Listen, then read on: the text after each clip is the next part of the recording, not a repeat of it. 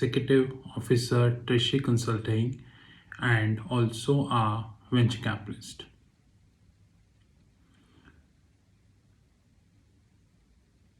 One week ago, Reserve Bank of India made a statement that they will go slow, rather gradual, as far as the rate hike is concerned. And thanks to the Indian media, who is already a corrupt organization, there is hardly doubt about that. There are numerous instances that the corruption level of media has reached beyond boundaries. Beyond boundaries. But, anyways, Reserve Bank of India made a diplomatic statement because the actual statement is if Reserve Bank of India will increase the interest rate, it will increase the interest rate of a benchmark curve. Now, what the hell is benchmark curve? There are so many countries in the globe, and all countries of the globe have their government security curve, which sometimes is liquid, sometimes is most liquid, and sometimes it's semi-liquid. In case of United States, United Kingdom, China, and few countries, it is extreme liquid. Rather, this curve, which is also known as benchmark curve, is used as a discounting factor by hedge funds. In case of countries like India, this is one notch below liquid. This is called benchmark curve. You can see the benchmark curve in financial terminals. I'm sure that 99% of the people have heard this benchmark curve first time. That what the hell is that? What the hell is benchmark curve? Reserve Bank of India is completely aware of the fact that the debt situation in India is rising. And it is rising at an extreme level. There is hardly any doubt.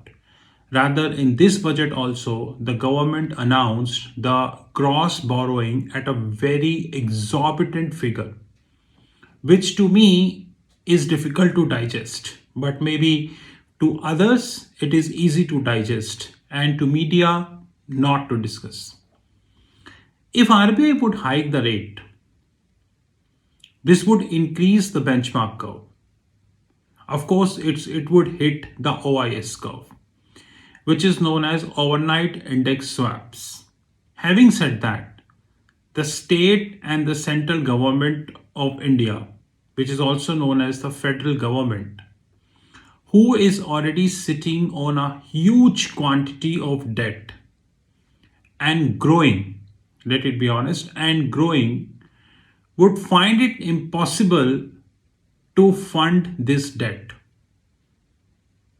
Because if every year you would be raising 15 lakh crores, 15 lakh crores, and no one knows the refinance figure in that because this isn't provided. Simple, this isn't provided, so you do not know this about.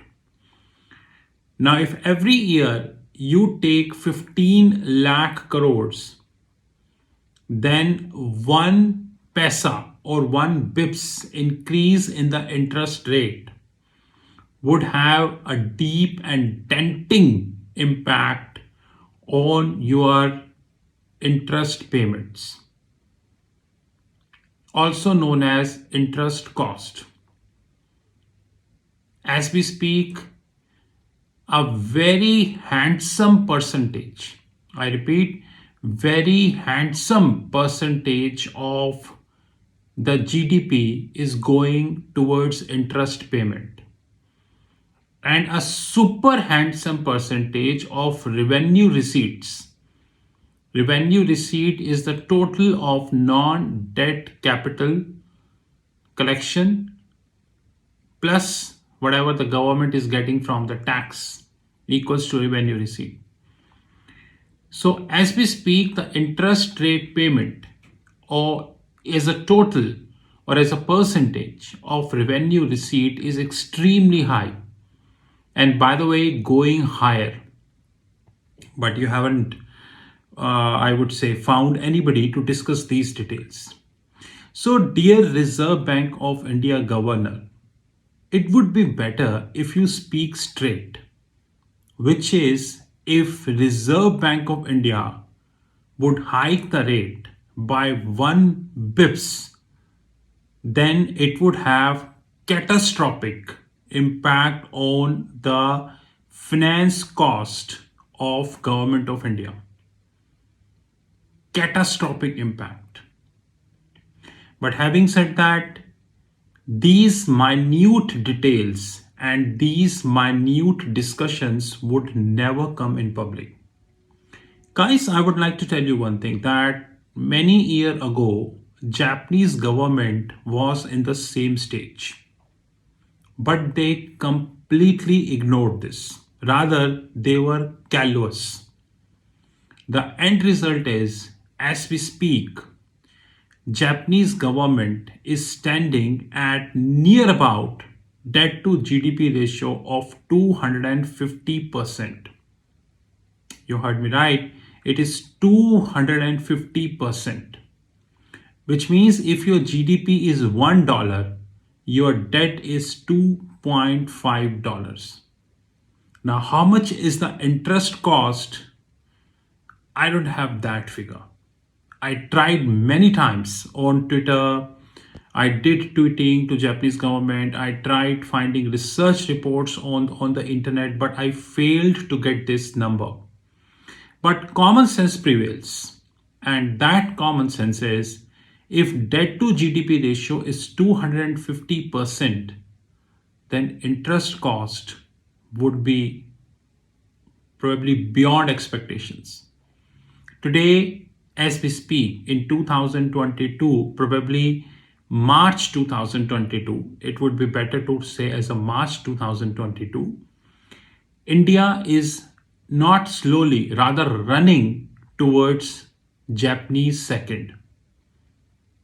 Like in 2018, when I warned people about the SoftBank, when I warned people about the Paytm, Zomato, now I am warning that the country is moving towards the debt crisis, which would be severe to handle.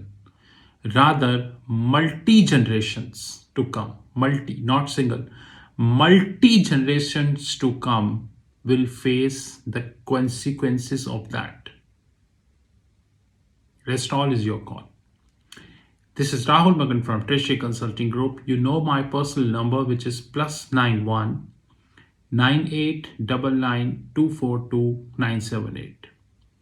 +91 9899 242 978.